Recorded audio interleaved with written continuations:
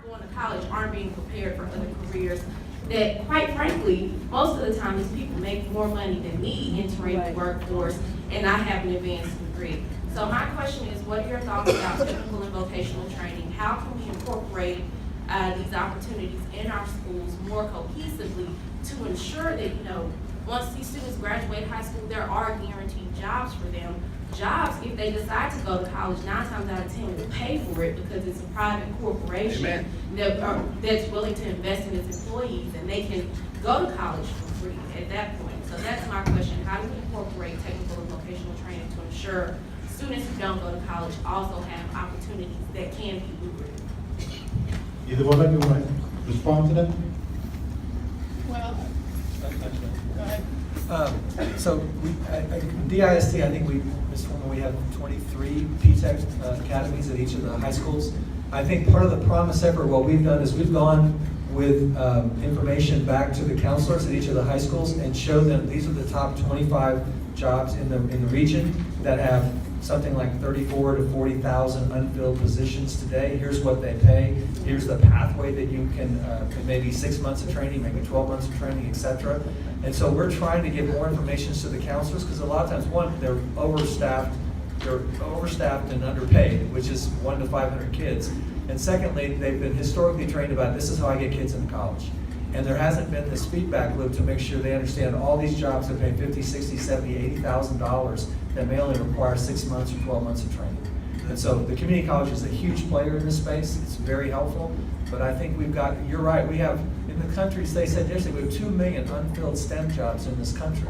They're asking for people that we're not training and we're not making kids aware of it. And many of our community colleges, we have courses for aviation, mechanics, air conditioning, things of that nature. Could fill the gap for some of our students when they leave high school. Lynn, you have a comment on that? Just, I appreciate your comments from the audience there. What I'm seeing is there's this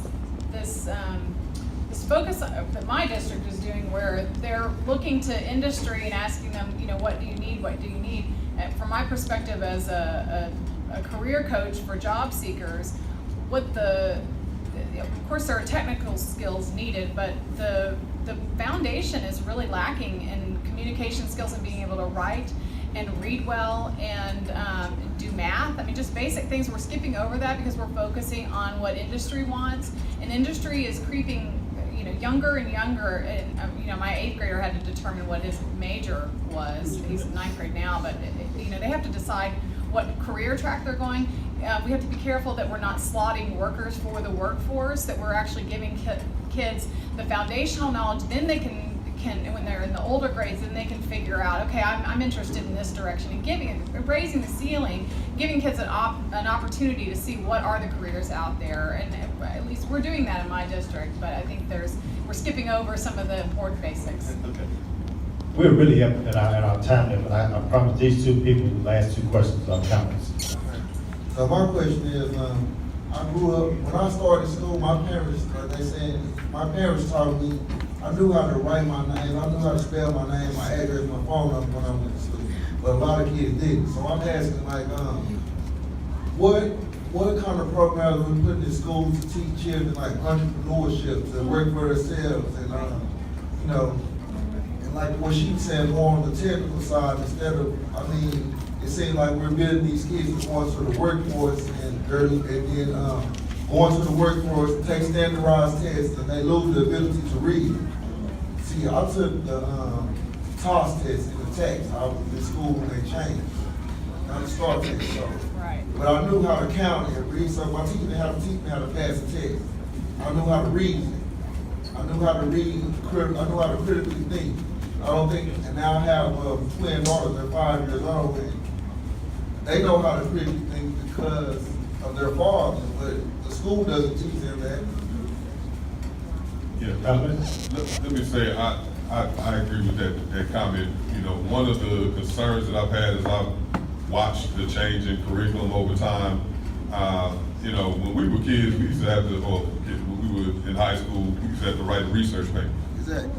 We used to have to get out there and study and research and find information and formulate an opinion, take a position.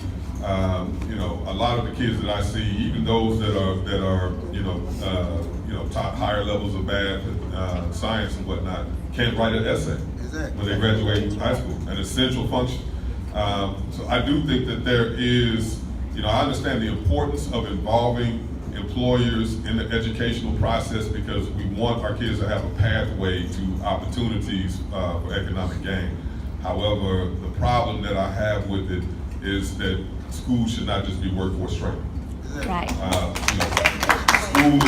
Education is about opening the eyes and freeing the mind.